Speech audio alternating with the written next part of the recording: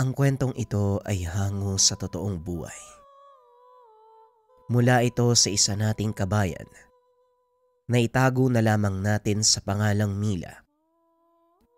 Walang eksaktong taon, probinsya ng Laguna. Mila anak, sigurado ka bang gusto mo magtrabaho sa syudad? Hindi ka naman namin pinipilit ng nanay mo. Mabubuhay naman tayo dito kahit hindi ka umalis eh. Wika ng ama na si Mang Dindo. Alam ko naman po yun, tay, pero gusto ko pong makaipon eh. Hindi natin alam ang magiging takbo ng kapalaran. At isa pa, tumatanda na kayo ni nanay. Tugon ni Mila. Delikado ang syudad, anak. Hindi mo alam kung sino makakasalamuha mo. Mahirap magtiwala at kung sakali mang tumuloy ka, huwag ka sasama basta-basta sa mga tao ha. Alam ko po yun, tay. At isa pa, kasama ko naman si Larry. Sabay kaming luluwas. Nako, isa pa yung Larry na yan. Para tuloy nag-aalangan akong payagan ka. Tatay, malaki na po ako. At isa pa, sinong tutulong sa atin kung di ako kikilos? Hayaan mo siyang umalis, Dindo. Basta ipangako mong dadalin si Bantay. Wika ni Tatang Laurel. Tatay naman, ano magagawa ng medalyong aso na yan? Naging gabay ng pamilya natin si Bantay sa loob ng mahabang panahon. Nanatili tayong ligtas dahil sa kanya. Siguro naman, oras na para si Mila ang gabayan niya. Kung sabagay, wala namang mawawala kung dadalin mo ang medalyon na yan. Sige na, pinapayagan na kita. Kailan ba ang alis nyo? Sa Makalawa po, tay. O siya, ayusin mo na mga gamit mo. Gusto kong papuntahin mo dito si Larry ha. Gusto ko siyang makausap. Sige po, tay, sasabihan ko si Larry. Bukas na lang po siguro, magagabi na eh. Pag-uusap ng mag-ama. Naninirahan sa liblib na baryo itong si Mila. Pagsasaka ang pangunahing pangkabuhayan ng mga magulang. Kahit papano, masasabing hindi salat ang pamumuhay ng mag-anak. Ngunit gaya ng ibang kabataan, nangangarap din si Mila na magkaroon ng magandang buhay. Kaya nagpa siya itong lumuwas ng syudad. Sa kabila ng pagtutol ng ama, hindi pa rin ito napigilan ang dalaga. Apo, mukhang hindi ka na talaga mapipigilan. Nang mga sandaling iyon, nakaupo sa labas ng bahay ang dalaga habang nagpapahinga. Kinabukasan ay aalis na ito, kaya kinuha ni Tatang Laurel ang pagkakataon upang kausapin ng masinsinan. Lolo, kailangan ko po kasing gawin eh. May pangarap ako para sa atin. Gusto ko po sana, bago man lang kayo mawala sa mundo, makatikim kayo ng kaunting karangyaan. Hindi ganon kadali ang pagyaman sa syudad. Hindi gaya ng inaasahan mo, Iha. Ngayon pa lang sasabihin ko na sa'yo, papasok ka sa bagong mundo. Makikisalamuha ka sa mga taong hindi mo kilala. Makikibagay sa mga individual na hindi mo alam ang pag-uugali. Isang bagay lang ang ihahabilin ko sa'yo. Lagi mo sanang tatandaan, mas masukal ang gubat sa syudad kung ikukumpara sa lugar natin.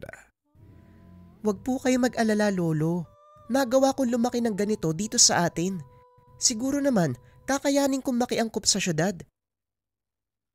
Malaki naman ang tiwala ko sa'yo. Matapang kang babae. Mas lalaki ka pang kumilos kaysa sa mga pinsan mong binata. Kaya heto, wag na wag mong ilalayo sa katawan mo ang medalyong Bantay. Habang malayo ka sa amin, siya ang gagabay sa'yo at maglalayo sa kapamakan. Inabot ni Mang Laurel kay Mila ang medalyon gawa sa itim na kahoy. Hugis ulo ng aso ang pigurang nakaukit dito. May dalawang pulang bato na kapag nasa dilim ay nagliliwanag. Bakit niyo po binibigay sa akin tong medalyon? Hindi ba ang sabi ni tatay pampaswerte niyo daw po to? Tama ka, Iha. At ngayon ipinapasa ko sa iyo ang gamit na ito. Hindi ko nakakailanganin ng swerte. Matanda na ako eh. At isa pa, mas magagamit mo ito. Isang bagay lang ang hihilingin ko sa iyo. Magtiwala ka. Ingatan mo ang gamit na ito. Opo lolo, wag po kayo mag-alala. Sa oras na bumalik ako dito sa atin, ibabalik ko po to sa inyo ng buong buo. Hindi mo na maaaring ibalik sa akin ang medalyon. Ipapasa mo ito sa magiging anak mo o magiging apo. Isa sa bawat henerasyon ang pwedeng magmay-ari ng medalyon na yan. Po? Bakit naman po lolo? Dahil isang Panginoon lang ang kikilalanin ng medalyong bantay. Naputol ang pag-uusap ng dalawa nang dumating ang pinsan ni Mila na si Larry. Mila, handa ka na ba? Halika na. Mamaya lang nasa bayan na yung bus na sasakyan natin paluwas ng Maynila. Oo Larry, inaantay lang kita. Paano po lolo? Alis na kami ha. Mag-iingat kayo ni tatay dito, pakisabi na lang po sa kanya tumuloy na kami. Ako nang bahala sa tatay mo. Ayaw kasi makita ni Dindo na alis ang unika iha niya. Kaya ayon, mas piniling isubsob ang sarili sa gawaing bukid. Si tatay talaga. O siya, kayo na po ang bahalang magsabi sa kanya ha. Alis na po kami. Pag-uusap ng maglolo. Bago umalis ay niyakap ni Mila si Tatang Laurel. Hindi naman napansin ng dalaga. May sinuksok na kung ano ang matanda sa bulsa sa likod ng pantalon. Matapos ay tumuloy na ang dalawa, papunta sa paradahan ng bus sa bayan. Siguradong matutuwa ka sa syudad, Mila. Maraming trabahong papasukan dun. Pwede kang mga tulong o hindi kaya magtrabaho sa mga tindahan. Kung ayaw mo naman, pwede kitang ipasok sa kakilala ko. Gabi nga lang yung trabaho. Pero malaki ang kita ah. Libre ang tirahan, pati pagkain mo. Wika na Larry. Sigurado ka ba sa mga sinasabi mo? Anong klaseng trabaho yan? Mag-aabang ka lang ng mga papasok na bisita, tapos kakausapin mo lang sila. Yun lang yun. Bakit parang ang dali naman ata? O sige, tignan natin yung sinasabi mo ha. Siguraduhin mo lang na hindi illegal yan. Para ka namang walang tiwala sa akin eh. Ako nang bahala sa'yo. Kakilala ko nga ang papasukan mo. Yun ay kung gusto mo ha, pero kung ayaw mo naman, hindi kita pipilitin. Pag-uusap ng magpinsan habang nasa biyahe papuntang Maynila.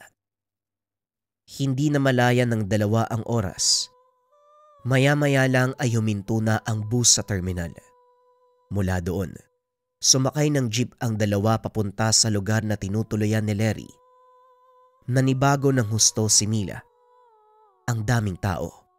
Kakaiba ang estilo ng pananamit at pananalita ng mga ito. Mila, nandito na tayo. Ayos ka lang ba? Oo naman, medyo naninibago lang ako sa lugar.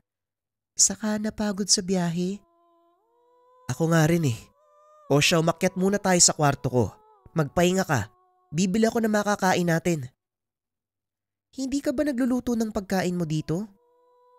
Hindi na Mila. Masyadong matrabaho kung magluluto pa ako eh. Kaya bumibili na lang ako ng lutong ulam sa kakanin sa baba. Wika ni Larry. Mukhang mahihirapan ako masanay sa ganitong uri ng pamumuhay ah. Pero ayos lang naman. Wika ni Mila. Ganyan din ang sinabi ko noon. Pero ito, sanay na ako.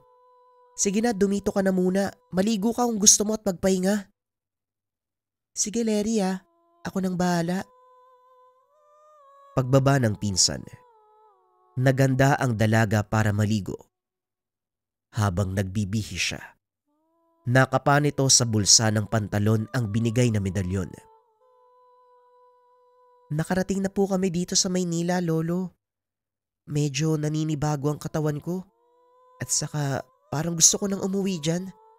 Pero kailangan ko magtrabaho eh, para sa mga pangarap natin. Hawak nito sa tali ang medalyon. Habang kinakausap, Naramdaman nito na tila may kung ano sa likod ng bulsa ng pantalon. Kinuha ito ng dalaga. Laking gulat nang maramdaman ang sakit. Nasugatan ng daliri mula sa papel na sinuksok ni Mang Laurel sa kanyang bulsa. Sino bang naglagay ng papel na to? At saka ano bang nakasulat dito? Pinagmasdang mabuti ni Mila ang papel. Nakita ang nakaguhit na simbolo at mga salitang nakasulat paikot. Patuloy sa pagdurugo ang sugat ng dalaga, kaya inilapag nito ang hawak na medalyon at papel sa mesa. Hindi na malaya ng dalaga na nasa gitna ng nakaukit na simbolo ang medalyon. Habang nililinis ang sugat, aksidenteng pumatak ang dugo nito sa papel. Biglang nagliyab. Sunod-sunod na umungol ang mga aso sa paligid. Maging ang mga kalapating nakadapo sa bubong ng kanilang tinutuluyan, nagliparan papalayo sa lugar. Dahil sa gulat, dali-daling kumuha ng tubig si Mila at binuhusan ng nasusunog na papel. Ngunit wala nang naisalba dahil sa naging abo na ito. Ano ba naman yan? Ganito ba talaga sa Maynila? Bigla-bigla na lang may nasusunog. Kung sa bagay sobrang init. Ay nako, makaligo na nga lang. Ilang minuto pa ay dumating na si Larry. Saktong palabas ng banyo si Mila. Laking gulat ng dalaga dahil may kasama itong lalaki. Naku, pasensya ka na Mila. Hindi ko alam na naliligo ka pala. Hoy Tonyo, lumabas ka nga muna. Magbibihis yung pinsan ko. Matapos magbihis ay tinawag na ni Larry papasok ang binata. Ipinakilala ito sa pinsan. Siya nga pala yung sinasabi ko sa yung kakilala ko, si Tonyo. Nadaanan ko dyan sa labas kaya pinapunta ko na lang para magkakilala kayo. Nakatitig lang si Mila kay Tonyo. Diskumpiyado ang dalaga sa itsura nito. Ah, ganun ba? Ako nga pala si Mila. Nabanggit sa akin ni Larry, may papasukan daw akong trabaho sa inyo. Gusto ko po sanang malaman kung anong klaseng trabaho. Nagkatinginan si Larry at Tonyo. Ngumiti ang binata at muling ibinaling ang atensyon kay Mila. Simpleng trabaho lang yung gagawin mo. Siguradong magugustuhan mo yun. Maraming parokyanong babalik sa atin kapag nakita ka nila. Wika ni Tonyo habang nakangiti ng nakakaloko. Hindi ito gaanong binigyan ng pansin ni Mila sa pag-aakalang normal lang ang ganong uri ng pananalita at reaksyon sa mga taga-syudad. Sige po, kailan ba ako pwedeng pumunta dun? Bukas ng gabi kung libre ka. Magpasama ka kay Larry Ako nang bahala pagdating mo dun. Matapos makipag-usap, inaya ni Tonyo si Larry sa labas. Ano Tonyo? Siguro naman sasapat na ang pinsan ko para makabayad ng utang sa'yo. Tignan natin. Kung makikisama ang pinsan mo, doon ko palang masasabi kung bayad ka na. Ang usapan natin, dadalan lang kita ng bagong babae. Andiyan na yung pinsan ko, sariwang-sariwa. Wala pang nakakagalaw dyan, kaya siguradong pagkakaguluhan niya ng mga parokyano mo. Ang sabi ko, dalan mo ako ng babae. Pero hindi ko sinabing mababayaran ng pagkakautang mo. Kaya huwag ka nang masyadong magmataas. Papuntahin mo yan doon sa lugar ko bukas. Saka natin malalaman kung magkano na lang ang kailangan mong bunuin. Matapos ang pag-uusap, umalis na si Tonyo. Pumasok naman si Larry na parang walang nangyari. Anong pinag-usapan niyo ni Tonyo? Ayos lang ba sa kanya na magtrabaho ako doon? Tanong ni Mila. Oo naman, ayos lang. Sige na, kumain na tayo at magpahinga. Maaga pa ako bukas. Pagkatapos ng trabaho ko, saka tayo pupunta sa lugar ni Tonyo. 7:00 ng gabi pa naman sila magbubukas Matapos kumain, nag-usap sandali ang magpinsan at saka nagpahinga. Kinabukasan, maagang umalis si Larry para pumasok sa trabaho bilang kahera sa isang malaking tindahan. Naiwang mag-isa si Mila sa tinutuluyan Walang magawa ang dalaga kaya bumaba ito at naglakad-lakad. Walang tao sa labas dahil karamihan sa mga naninirahan sa lugar ay nagtatrabaho sa araw. Habang naglalakad ang dalaga, napansin nito ang maliit na itim na tuta, kumakain ng mga tirang pagkain sa basurahan. Uy, bakit naman yan yung kinakain mo? Kawawa naman to. Halika, may pagkain pa ako sa taas. Sumama ka nga sa akin. Kinuha nito ang tuta. Pagdating sa kwarto ay binigyan ng pagkain. Dito ka na lang sa akin. Hayaan mo, kakausapin ko si Larry na aampunin kita. Pagsapit ng hapon dumating ang pinsan at kinausap niya. Pumayag naman si Larry, kaya tuluyan ng inampo ng dalaga ang tuta. O siya, magbihis ka na. Pupunta tayo kay Tonyo. Wika na Larry. Sige, sandali lang ha. Iiwanan ko lang ng makakain si Ampon. Ampon? Ang daming ipapangalan. Yan pa talaga ang binigay mo sa alaga mo ha? Kasi nga, inampon ko naman talaga siya, di ba? Ayan, tapos na ako magpakain. Halika na. Lumakad ang dalawa. Pagdating sa lugar ay nagulat si Mila. Napakaraming tao. Karamihan sa mga ito ay kalalakihan. Larry! Mila! Mabuti naman nandito na kayo. Tara, pasok kayo sa loob. Para mapakilala na kita sa amo ko. Sige na Mila, sumama ka na sa loob. Aantayin kita sa bahay ha. Alam mo naman kung paano umuwi, di ba? Wika na Larry. Sige. Ako nang bahalang umuwi. Tara na, kanina pa nag-aantay si boss. Hinawakan nito sa braso si Mila. Hinila papasok sa isang silid. Napakaingay sa lugar na yun. Punong-puno ng mga taong lango sa alak. Nagahalo ang amoy ng sigarilyo at sanyo ng mga kalalakihang amoy pawis. Idagdag mo pa ang sigawan at tawanan ng mga kababaiyang nakikiupo sa mga lalaking nag-iinuman. Saka palang napagtanto ng dalaga na nasa loob siya ng bahay aliwan. Sandali lang, anong ginagawa natin dito? Ayoko sa lugar na to, uuwi na ako. Wika ni Mila. Ngunit hindi ito pinapansin ni Tonyo. Nagpatuloy sila sa pag-akyat hanggang sa makarating sa isang silid. Walang ibang tao doon kung hindi isang lalaki na nasa edad 50. Mabuti naman nandito ka na, Tonyo. Ito ba yung sinasabi mong bagong babae? Oo naman boss. Sariwang-sariwa. Kakaluwas lang. Nakikinig lang si Mila sa usapan ng dalawa. Sinubukan nitong umalis. Kaso nga lang napigilan ni Tonyo. Walang iya ka. Pakawalan mo ako dito. Pasensya na pero hindi ko pwedeng gawin yon. Binayaran ko na ang pinsan mo at wala ka na magagawa. Ngayon kung gusto mong makalaya, ibalik mo ang perang binayad ng amo ko sa pinsan mo. Hindi makapaniwala ang dalaga sa ginawa ng pinsan. Paano ba yan, boss? Ikaw nang bahala sa kanya, ha? Sige na, iwan mo na siya. Ako nang bahala sa bago nating alaga. Nilapitan ng lalaki si Mila at hinawakan sa braso. Hindi makapalag ang dalaga dahil biglang nanghina ang katawan. Tila tinakasan ito ng lakas. Tinanggap na lang sa sarili ang magiging kapalaran. Matapos ang gabing iyon, umuwi si Mila. Nakita nito na wala si Larry sa tinitirhan. Napasigaw na lang ito dahil sa sobrang galit. Hindi matanggap na tinraidor ng sariling kadugo. Habang nakasalampak sa sahig, nakita nito ang tali ng medalyon na binigay ni Tatang Laurel. Lalong nanlumo ang dalaga nang makitang wala ang medalyong aso.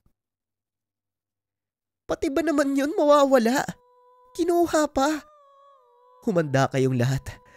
Magbabayad kayo sa pangbababoy niyo sa akin. Wika ng dalaga. sa pag-aakalang kinuha ng pinsan ang kanyang medalyon. Bagyang nawala ang kalungkutan at galit nang makita ang tutang inampon. Lumapit ito sa kanya at dinilaan ang kamay ng dalaga. Ikaw na lang at ako magkasama, kaya sana wag mo akong iiwan ha. Wala nang nagawa si Mila. Sinikap nitong makaipon upang mabayaran ang pagkakautang. Sa paglipas ng mga buwan, lumaki ang alagang aso. Nasanay na din si Mila sa bagong kapalaran. Natutong makiangkop ang dalaga sa magulong buhay.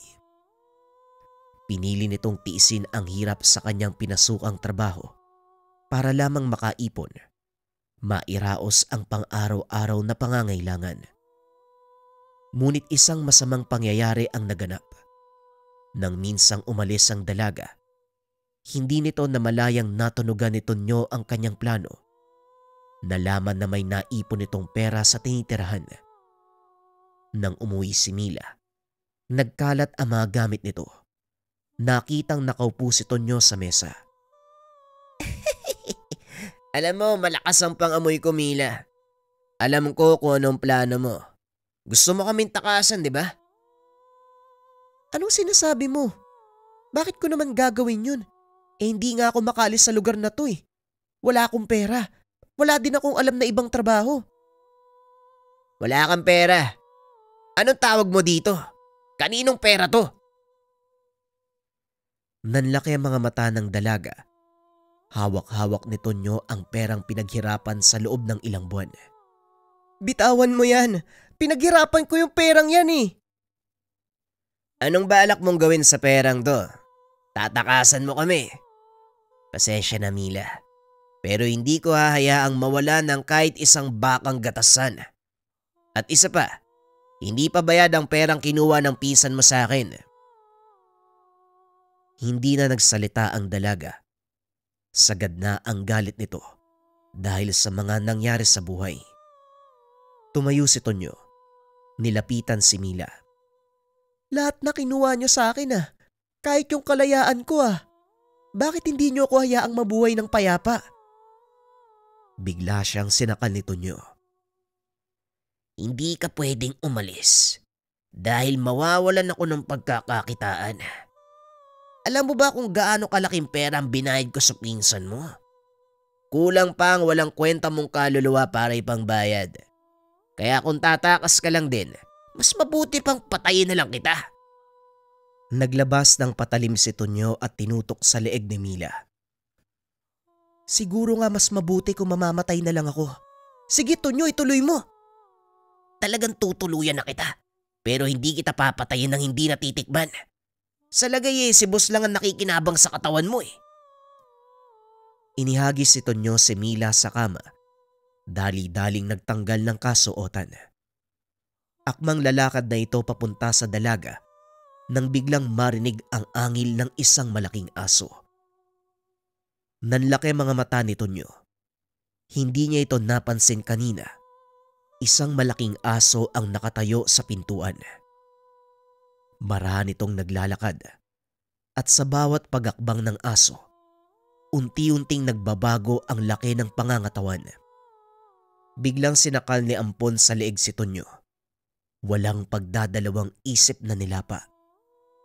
Napatakip ng bunganga si Mila nang makita na kinain ni Ampon ang lamang loob ng binata. Nung una ay natakot si Mila. Ngunit sa bandang huli, napagtanto na pinoprotektahan siya ng alaga. Salamat Ampon ha. Pero bakit mo naman kinain yung lamang loob ng taong yan? Alam nito na wala siyang makukuhang kasagutan. Ngunit sa isip ng dalaga ginawa ito ng alaga upang protektahan siya. Kahit punong-puno ng dugo ang katawan, walang pagdadalawang isip na niyakap ni Mila ang aso. Hindi ko alam ang dahilan kung bakit mo kinain ang lamang loob ng taong yan. Pero nagpapasalamat ako. Kung wala ka malamang, may nangyari ng masama sa akin eh. Simula ng araw na yon, palagi na itong kasama ni Mila. Maging sa pagpunta sa pinagtatrabahuhan, Hindi humihiwalay sa kanya ang aso. Ito rin ang naging simula ng unti-unting pagkakakilala ng totoong katauhan ng alaga. Isang gabi habang natutulog, napaginipan ng dalaga ang sinasabi sa kanya ni Tatang Laurel. Hindi mo pwedeng ibalik sa akin ang medalyong gabay. Kailangan mo itong ipasa sa magiging anak mo o apo. Isang Panginoon lang ang kikilalanin. Ingatan mo hanggang sa mahanap kung sino ang pagpapasahan. Matapos marinig sa isipan ang sinabi ng matanda, napabalikwas si Mila. Tinignan nito ang alaga na noon ay mahimbing na natutulog sa kanyang paanan. Nanlaki mga mata ni Mila nang mapagtanto na kamukha ni Ampon ang imahe na nakaukit sa medalyon. Napangiti ang dalaga. Napag-isip-isip nito na totoo ang sinabi ni Mang Laurel. Isang nilalang ang nagtatago sa likod ng ibinigay na medalyon. Ito ay walang iba kung hindi ang alagang aso. Naisip din ni Mila, nang mga panahong nawala ang medalyon, siya naman ang paglitaw ni Ampon. Alam ko na kung sino ka. Hindi na ako matatakot at magtataka. Lalo na sa tuwing may mangyayaring kakaiba. Sige Ampon, samahan mo kong alisin sa mundong ito ang mga taong mapang-api, pati na rin yung mga mapagsamantala. Biglang nag-iba ang pananaw ni Mila, maging ang pag-uugali nito. Hindi na siya yung dating takot na dalaga. Sinubukan niya na maghanap ng maayos na trabaho. Ngunit nabigo. Hindi siya nakapagtapos ng pag-aaral. Kulang din ang karanasan pagdating sa trabaho. Napilitan si Milang na magtiis sa kasalukuyang trabaho. Hinanap din ito ang pinsang si Lery. Napag-alaman na pinatay na ito ng mga tauhan ni Brando dahil sa laki ng pagkakautang. Sa pagtagal ng panahon, nagawang likumin ni Mila ang sapat na halaga na ipangbabayad kay Brando. Pinuntahan niya ito upang magbayad. Ito na ang perang kapalit ng kalayaan ko. Tumupad ako sa pangako, Brando. Ngayon tuparin mo rin ang sayo. Tumawa ng malakas si Brando. Maging ang mga tauhan nito.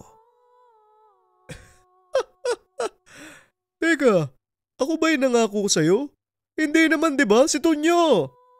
Napalalasan yung taong yun. Ilang buwan nang hindi nagpaparamdam. Wala na si Tonyo. Huwag mo nang asahang babalik pa siya. Kung hindi ka tutupad sa napagkasunduan natin, baka ikaw ang sumunod. Tinatakot mo ba ako? Sino ka sa palagay mo? Walang kwentang bayaran. Lumabas ka sa kwarto habang nakakapagtimpi pa ako. Sige lang, Brando. Magpakaligaya ka. Malay mo, ito na ang huling araw para sa'yo. Tumawa ng malakas si Mila, sinabayan ng alulong ni Ampon. Kinilabutan si Brando, kaya naman inutusan nito ang mga tauhang palabasin ng dalaga. Walang iyang to. Palayasin niyo yung babaeng yan, ha. Kung inaakala mong matatakot mo ko, pues nagkakamali ka. Subukan mo ring tumakas. Alam ko ang bahay mo sa probinsya. Kayang-kaya ko ipapatay ang mga magulang mo. Mamili ka. Buhay mo o buhay nila? Subukan mong galawin ang pamilya ko. Hindi mo magugustuhan ang mangyayari sa'yo. Tila nabalot ng nakakabinging katahimikan ng lugar nang sabihin nito ng dalaga. Maging ang mga taong naroon, ramdam ang galit sa boses ng dalaga. Nang makalabas si Mila, ipinag-utos ni Brando na manmanan ito. Itumba kung sakaling gagawa ng hindi ka nais-nais sa pag-aakalang hindi ito matutunugan ni Mila. Pauwi na galing sa trabaho ang dalaga, 2:00 ng madaling araw. Napansin nito na may 2 kataong nakasunod sa kanya. Wala pang tao sa eskinita ng mga oras na yun. Tanging siya lang at ang alagang asong naglalakad. Manaka-naka din ang ingay ng mga sasakyan, kaya rinig nito ang yapak ng mga paa na papalapit sa kanya. Mabilis na tumakbo si Mila upang makapagtago. Ngunit sa kasamaang palad, naabutan siya ng mga kalalakihan. Sa palagay mo sa kabubot ang mamahal na babae ni Brando. Pero mukhang nakatsamba kami ng kaibigan ko. Makakakain kami ng libre.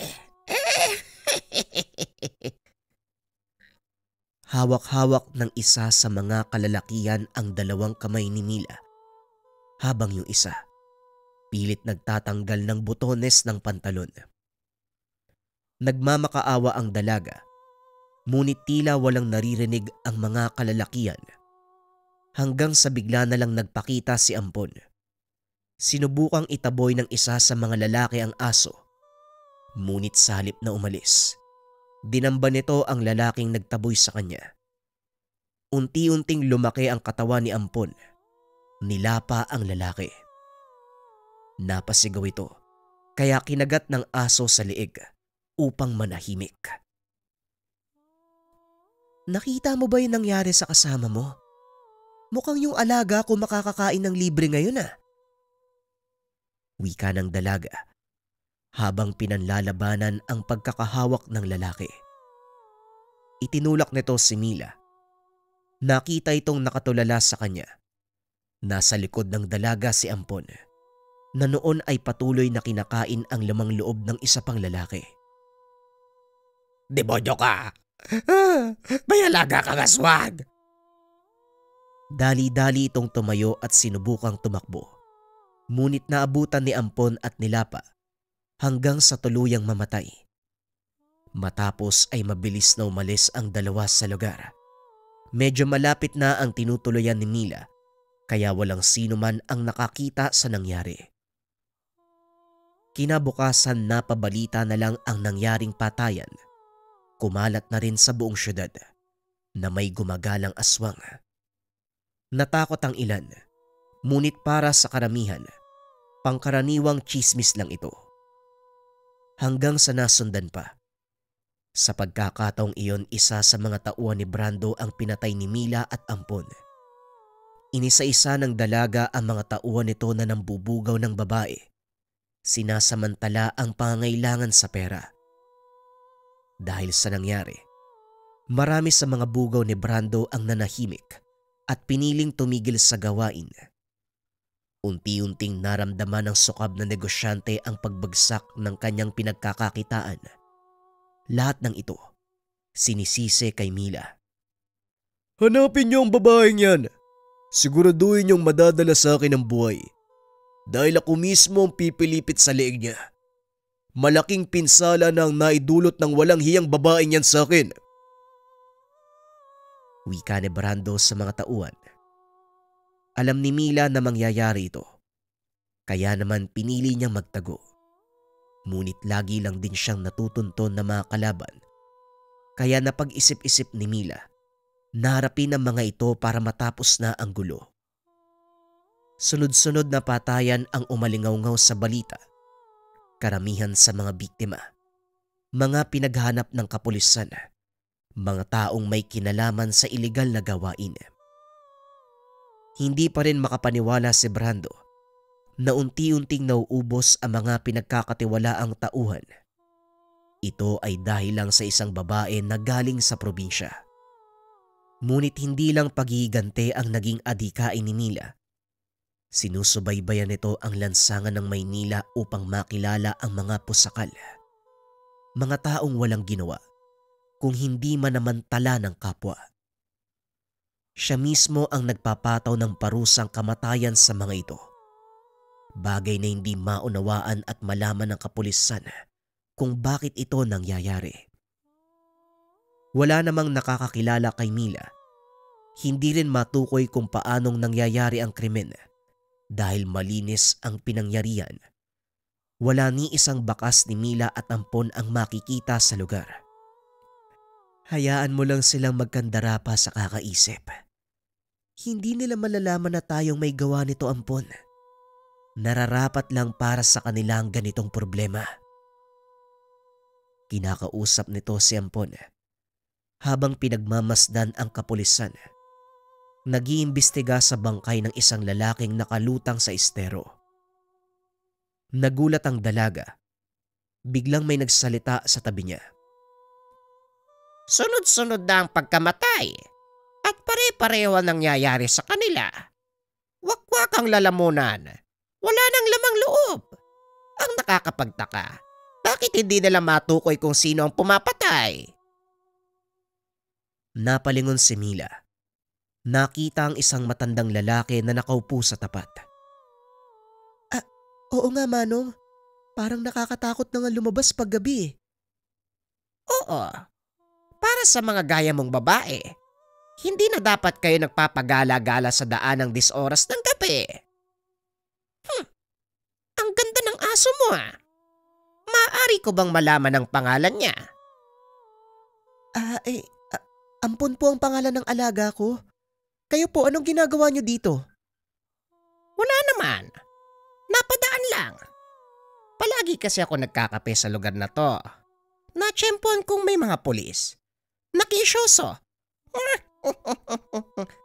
O siya, hindi na ako magtatagal. Kailangan kong maubos ang mga basahan ko. Nagtataka si Mila. May kung anong nararamdaman sa matanda. Hindi rin inaalis ni Ampon ang tingin dito. Ampon, alam ko merong kakaiba sa matandang yun eh. Nararamdaman mo din ba? Ibinaling ng aso ang tingin sa dalaga na parang nauunawaan ang sinabi nito. Mag-iingat tayo sa taong yan. Mukhang may kung ano sa kanya eh. Hindi ko maintindihan. Umalis na ang dalawa sa lugar. Nakita nitong nanatili ang matanda sa paradahan ng jeep na malapit sa kanilang kinauupuan. Patuloy na nakatitig sa kanila. Pagsapit ng gabi, habang nag-iikot sa lansangan, muli nitong nakita ang matanda. Sa pagkakataong iyon ay nagbebenta naman ito ng balot. Balot! Pinoy! Uy! Ining! Hindi ba ikaw din yung dalagang nakausap ko kanina sa kapihan? Malapit doon sa paradahan ng jeep. Anong ginagawa mo dito? Hindi makasagot ng direkta ang dalaga dahil maging siya. Hindi alam ang dahilan kung bakit naroon sila ni Ampon ng mga oras na yun. Napadaan lang po. Pauwi na rin po kami ng alaga ko. Ganun ba? Hindi ko alam na dito ka lang pala nakatira. Sadyang ang napakaliit ng mundo, ano? O siya, maglalako pa ako. Mag-iingat ka sa pag-uwi mo. Maraming lasing dyan sa kabilang kanto. Baka pagdiskitaan ka. Ngumiti lang si Mila at nagpatuloy sa paglalakad. Hindi nga nagkamali ang sinabi ng matanda. Dahil pagdating nito sa kanto, nakita niya ang grupo ng mga kalalakihang nag-iinuman. Nilingon ni Mila ang matanda. Nakitang nagbebenta ito ng balot sa isang babae. Naglakad ng marahan ang dalaga at pilit na umiwas sa mga nag-iinuman. Ngunit tumayo ang isa sa mga ito at hinarangan siya. Sandali lang, miss. Hindi ba ikaw yung babae ni Boss Brando? Walang iya ka. Dito ka lang pala naglalagi. Alam mo ba kung gaano kalaking pabuya ang ibibigay ng taong yon? Madala ka lang ng buhay. Pasensya na po, pero hindi ko kilala yung taong sinasabi mo. Pwede bang paraanin mo na lang ako? Huwag ka na magsinungaling, kilala kita. Ang totoo niyan, gustong gusto din kita tikman noon eh. Pero dahil mabait akong tao, ganito na lang. Sumiping ka sa akin isang gabi. Sasabihin ko kay boss, hindi kita nakita sa teritoryo ko. Payag ka ba? Tinignan ni Mila sa mata ang lalaki. Nginitian ng nakakaloko. Sige ba? Basta papakainin mo ang alaga ko. Sige, yun lang pala eh. Matapos ang pag-uusap, naglakad ang mga ito papunta sa madilim na bahagi ng eskinita. Sandali lang, bakit hindi tayo uwi sa bahay niyo? May mga taong dumadaan dito. Baka makita tayo.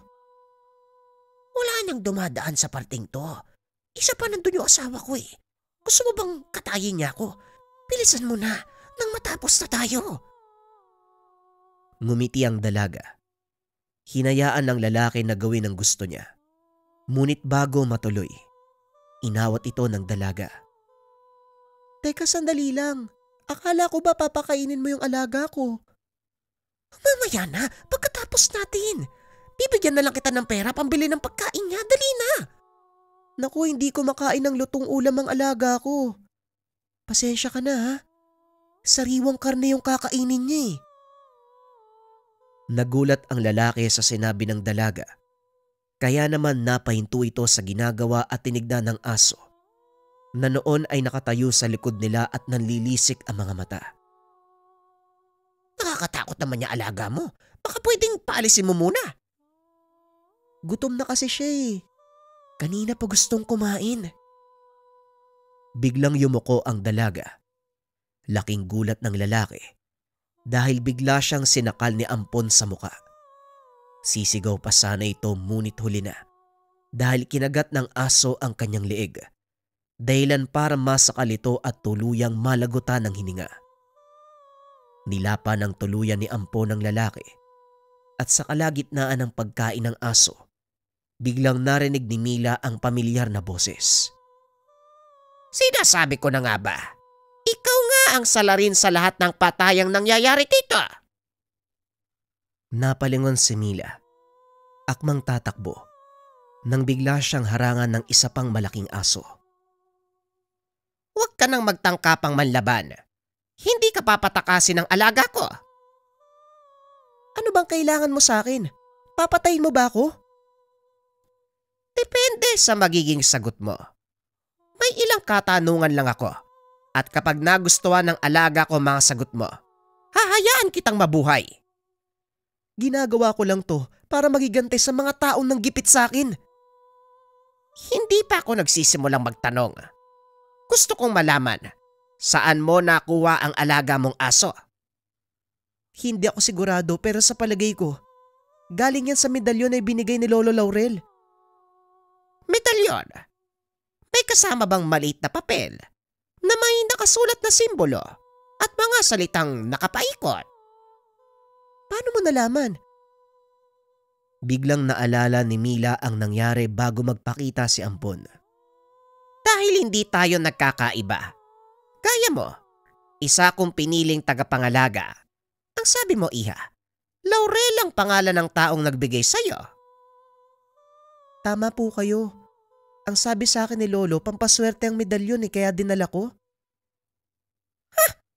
Sadyang napakaliit ng mundo ano? Kaibigan ko si Laurel. Ang pangalan ko ay Ernesto. Kumalma ka dahil hindi ako kaway. Gusto ko lang masigurong hindi ako nagkakamali ng akala. Halika, sumunod ka sa aking bahay. Doon tayo mag-usap. Nung una ay nagdadalawang isip si Mila na sumama sa matanda. Ngunit nang makita nitong nagkasundo ang dalawang aso, napanatag ang kalooban nito. Ilang sandali pa narating ng dalawa ang tahanan ni Mang Ernesto. Isa itong maliit na bubong na yari sa pinagtagpi-tagping kahoy at yero. Nasa gitna ng malawak na bakanteng lote na pinagtatapunan ng basura. Pagpasok ng dalaga, nagulat ito dahil tumambad sa kanya si Larry. Maging ang pinsan ay nagulat at dali-daling tumayo. Larry, ang buong akala ko patay ka na. Anong nangyari sa'yo? Paano ka napunta dito? Tanong ni Mila. Bago ko sagutin ang tanong, gusto ko sanang humingi ng tawad sa lahat ng nagawa ko. Patawarin mo ako, Mila. Pinagsisisihan ko yung ginawa ko sa'yo eh. Nabulagan ako sa pera at sa tindi ng pangangailangan. Malaki ang utang ko kay Brando kaya nagawa ko yun. Pero hindi ko akalain na hindi niya tutuparin yung pinag-usapan namin. Pagpapaliwanag ni Larry. Alam mo bang nasira yung buhay ko dahil sa ginawa mo? Kaya nga ako nagpagala-gala sa lansangan eh. Pero dahil kadugo kita, pinatawad ko na ang lahat ng ginawa mo. Nagpapasalamat pa nga ako dahil buhay ka eh. Tugon ni Mila. Niyakap ng dalaga ang pinsan. Nagpasalamat sa Diyos dahil buhay pa si Larry. Mabuti at nagkakilala kayo ng Mang Ernesto at nadala ka niya dito. Wika na Larry. Nagpapasalamat nga din ako eh, dahil nakilala ko siya. Pero hindi ko akalain na magkaibigan pala sila ni Lolo Laurel. Hindi ko sinabi sa pinsan mo ang tungkol sa bagay na yan. Hindi ko rin naman alam na magpinsan pala kayo. Nakakagulat talaga ang lahat ng pangyayari. Sadyang napakaliit ng mundo. Nagpatuloy sa pag-uusap ang mga ito. Pinaliwanag ni Mang Ernesto kung bakit siya napadpad sa lugar. Gaya ng dalaga, nangarap din ito na magkaroon ng magandang kinabukasan. Ngunit iba ang nadat ng buhay sa syudad. Naging alila ito ng isang mayamang insyek. Hindi pinapasahod. Limitado ang pagkain kaya napiling tumakas. Naganap ng ibang diskarte para lamang mabuhay. Yan din ang inakala ko, Manong eh. Sinabi ko sa sarili ko na gusto ko magkaroon ng magandang buhay. Kaya nga ako lumuwas ng syudad eh. Kaso ito yung nangyari sa akin ngayon. Marami ang pinalad sa syudad, pero mas marami ang minalas. Gayon pa man maswerte ka pa rin. Buhay ka pa. Hindi pa huli ang lahat para sa'yo. Bumalik na lang tayo sa probinsya, Mila. Doon mas maganda ang buhay natin eh. Kahit simple lang, hindi natin kailangan makipaglaban sa magulo at maingay na kalsada ng syudad. Wika na Larry. Yan din ang plano ko eh. Pero may isang bagay pa akong kailangang gawin. Gusto ko munang linisin ang lansangan ng Maynila gamit ang katawan ng mga taong bumaboy sa akin. Ramdam ni Mang Ernesto at Larry ang galit ng dalaga, kaya sinubukan itong pakalmahin. Hindi mo pwedeng ilagay ang bata sa kamay mo, Mila. May mga taong magpapataw ng parusa sa kanila. Tama si Mang Ernesto. Dinudugisan mo lang ang pagkatao mo, Mila.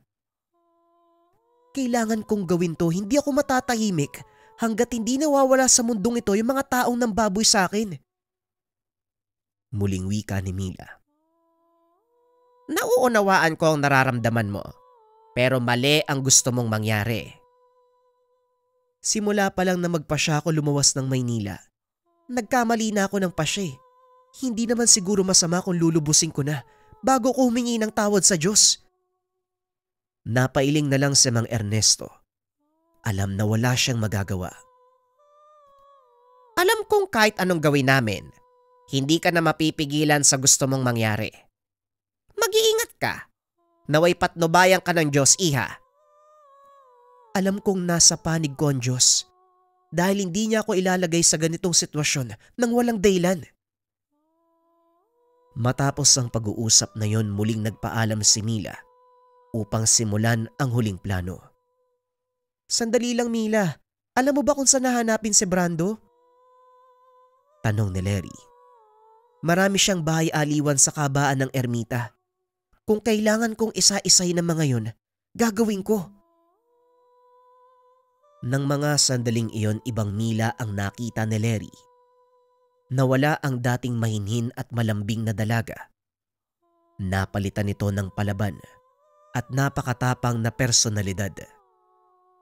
Habang pinagmamasdang maglakad si Mila, hindi maiwasan ni Larry ang sisihin ng sarili dahil sa kinasadlakan ng buhay nito. Gayunpaman kahit papano, natutuwa pa rin ang dalaga dahil naging mas matapang si Mila. Gaya ng pinangako, inisa-isa ng dalaga ang bahay-aliwang pagmamay-ari ni Brando. Pinagpapapatay ang mga tauhan ng palihim. Halos walang ingay na lumabas tungkol sa kaganapan dahil walang naiiwang bakas. Halos maubos na ni Mila ang lahat ng bahay-aliwan ni Brando. Maging ang mga tapat nitong tauhan, hindi pa rin nagpapakita ni anino ng sukab na negosyante. Lumipas ang isang buwan. Bigo si Mila na hanapin si Brando Kaya naman pinahiyuan ito ni Mang Ernesto na huminto. Mila, sa tingin ko, lumabas na ng bansa ang Brandong yon. Matagal mo na siyang hinahanap at siguro natunugan ng taong yon na ikaw ang pumapatay sa kanyang mga tauhan, pati na rin kasyosyo sa negosyo. Mas makakabuti siguro na umuwi na lang kayo ng probinsya nang magkaroon ng kapayapaan ng isipan mo. Sa palagay ko nga po, Manong, mukhang hindi ko na mahanap pa yung taong yun eh. Pero sa oras na mag-cruise ang landas namin, ipinapangako kong hindi ko siya bubuhayin. Tugon ng dalaga. Nagpa siyang umuwi ng probinsya ang magpinsan. Masaya silang sinalubong ng mga kamag-anak, lalo na si Tatang Laurel. Mabuti naman at nakauwi ka na, Iha. Alam mo bang araw-araw kang inaantay ng iyong ama? Wika ng matanda habang sinasapo ang pisngi ni Mila. Huwag na po kayo malungkot, Lolo. Nandito na po kami ni Larry. Pangako po, hindi na uli kami aalis. Niyakap nito ng maigpit ang matanda at inayang umuwi. Masayang nagdiwang ang pamilya sa muling pagbabalik ng dalaga. Naging mapayapa ang panahong iyon. Ilang buwan ang nakalipas. Nabalitaan ng dalaga na namatay si Larry. Sa pagkakataong iyon ay totoo na.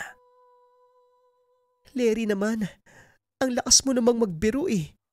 Bakit ka naman nandyan sa loob ng kabaong? Kung kailan nandito na tayo sa probinsya, saka ka naman nang iwan? Wika ng dalaga. Habang hinihimas ang kristal na ataol ni Larry. Nakatayo si Ampon sa kanyang tabi. Umangil ang alaga. Bigla itong tumakbo kaya sinundan ni Mila ang aso. Hanggang sa makarating sa bakuran ng kanilang tahanan. Mabuti naman at natunto ng alaga ko ang amoy ni Ampon. Ang buong akala ko maliligaw na ako eh. Wika ng matanda. Nabalitaan nito ang nangyari kay Larry, kaya napilitan na pumunta sa probinsya. Sino bang nag-iingay dyan sa labas eh? Alam na... Ernesto, ikaw ba yan? Nagulat si Mang Laurel nang makita si Tatang Ernesto. Matagal na hindi nagkita ang magkaibigan, simula nang magkaiwalay sila. Ako nga, Laurel. Hindi ka pa rin nagbabago. Napaka-stricto mo pa rin. Ikaw rin. Maingay pa rin ang malaki mong bunganga. Nagtawanan ang dalawang matanda. Masayang nag-usap. Napag-alaman ni Mang Ernesto na may isang lalaking dumating. Binaril sa ulo si Larry habang nagtitipa ito ng palay. Nakilala po ba nilang may gawa? Walang nakakilala, Apo. Pero ang sabi ng mga tao, rebelde daw ang may gawa nun. Sa pagkakaalam ko, matagal nang walang rebelde sa lugar natin. Paano nangyari yun? Hindi rin natin masasabi, Iha. Maaaring nagtatago lang sila at nag-aantay ng tamang pagkakataon. Masyado kang nagpapaniwala. Kung rebelde nga ang may gawa nun, ano ang dahilan nila? Napaisip si Tatang Laurel. Wala namang kinuha ang mga bumaril kay Larry. Siya ang pakay nito. Nagkaroon ng ideya si Mila. Ngunit hindi ito masabi sa mga naroon dahil alam niyang malalaman ng mga kaanak ang totoong nangyari sa kanila sa syudad. Lingid sa kalaman nito, naikwento na ni Mang Ernesto ang lahat kay Tatang Laurel. Matapos mag-usap, nagpaalam si Mila na lalabas ng bahay upang magpahangin. Sinundan nito ni Mang Ernesto. Ang totoong pakay ko ay si Brando. Hindi ko sinabi kanina dahil ayoko malaman nila na nandito ang taong hinahanap mo. Alam na ng Lolo Laurel mo ang totoo, kaya huwag ka nang magsinungaling sa kanya.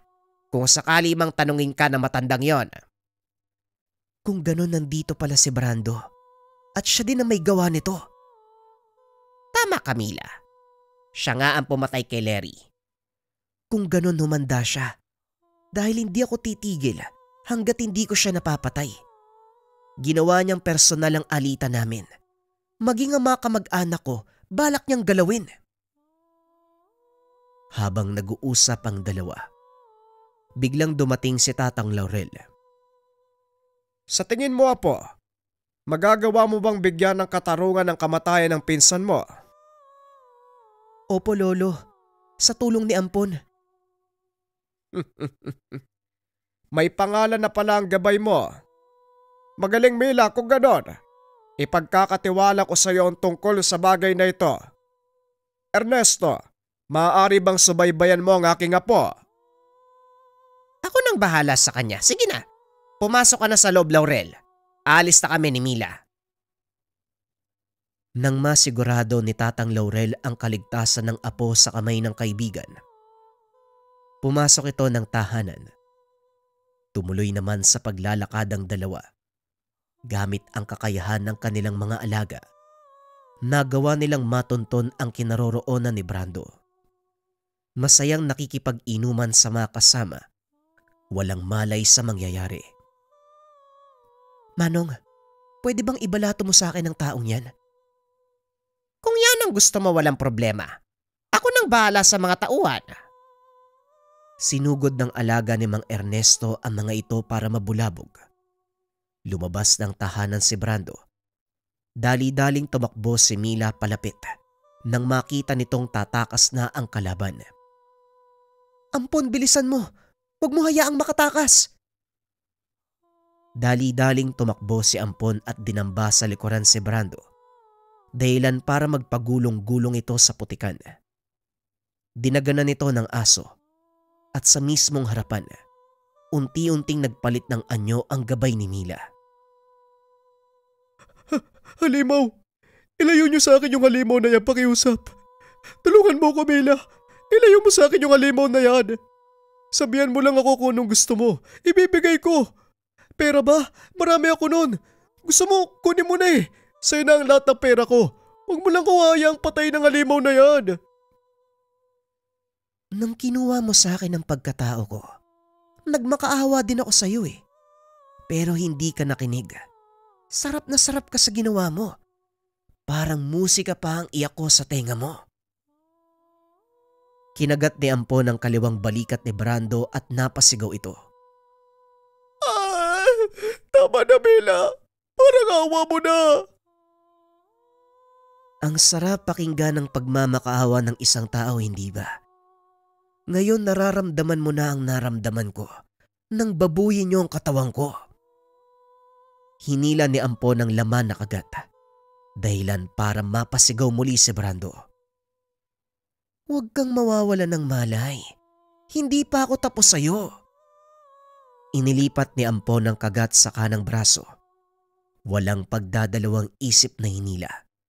Dahilan para matanggal ang kamay ni Brando. Umalingaw-ngaw sa loob ng kagubatan ang malakas na atungal at pagmamakaawa habang dahan-dahang pinipiraso ang katawan ni Brando. Namnamin mo ang sakit at sarap ng ginawa niyo sa akin nung pirapirasoin niyo ang kasuotan ko. Ngayon mararamdaman mo ang hapdi ng bawat laman na napupunit. Yan din ang naramdaman ko, Brando. Masarap ba? Hindi na makapagsalita si Brando dahil sa sobrang panghihina. Nakalabas na ang lamang loob nito habang nakadagan sa kanya si Ampon. Maya-maya lumapit ang alaga ni Mang Ernesto. Tinulungan si Ampon sa ginagawa. Kinagat nito ang kabilang bahagi ng katawan ni Brando, nakipaghilahan kay Ampon. Kinain ng dalawang asong aswang ang katawan ni Brando hanggang sa wala nang natira kung hindi buto. Nakamit mo ng hustisya, Mila. Siguro naman makukontento ka na. Opo, Mang Ernesto. Magaan sa pakiramdam eh. Nakitang mamatay ang taong sumira sa buhay ko.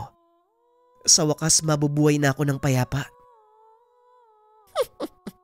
Lahat naman tayo yan ang gustong gawin. O siya, babalik na tayo sa bahay. Nag-aalala ang Tatang Laurel mo. Pagdating sa tahanan, ibinalita kay Tatang Laurel na nagtagumpay sila. Walang sino man sa mga kamag-anak ang nakaalam ng nangyari, maliban kay Tatang Laurel. Ilang araw ang lumipas. Inilibing si Larry. Pagkatapos ng libing ay nagpaalam na si Mang Ernesto na babalik na sa syudad. Kailangan ko nang bumalik, Mila. May mga bagay akong kailangan tapusin. Hindi kagaya mo. Tapos na ang misyon mo. Makakapagbagong buhay ka na. Alam kong sinabi niyo sa akin ang bagay na to nung nakaraan. Pero hindi naman puli ang lahat, diba? Para sa pagbabagong buhay, Manong, dumito na lang kayo. Palang araw, Mila. Sa oras na matapos ang lahat ng kailangan kong gawin. Inihatid ng dalaga ang matanda sa istasyon ng bus. Matapos ay umuwi na ito. Isang taon nang lumipas, nagulat si Mila nang makita ang alaga ni Mang Ernesto sa kanilang bakuran. Bakit ka nandito? Nasaan si Mang Ernesto? Hinawakan niya ang aso. Napansin na may nakaipit na sulat sa tali nito. Binasa ng dalaga ang nilalaman. Nagulat ito dahil ang sulat ay namamaalam na si Mang Ernesto. Inihabilin sa kanya ang pangalaga ng aso. Hindi naman ito binigo ng dalaga. Sa paglipas ng panahon, patuloy na pinagpasapasahan ng kanilang angkan ang 2 medalyon. Hanggang sa tuluyan na itong nawala. Walang totoong nakaalam sa nangyari. Maaaring isinama ito sa hukay ng isa sa mga kamag-anak nila. Bagaman wala na ang medalyon, patuloy pa ring nabubuhay ang kasaysayan ni Mila sa kanyang mga kaanak. Maging ang kwento kung paanong napunta sa kanya ang 2 medalyong bantay, ang 2 aso na aswang.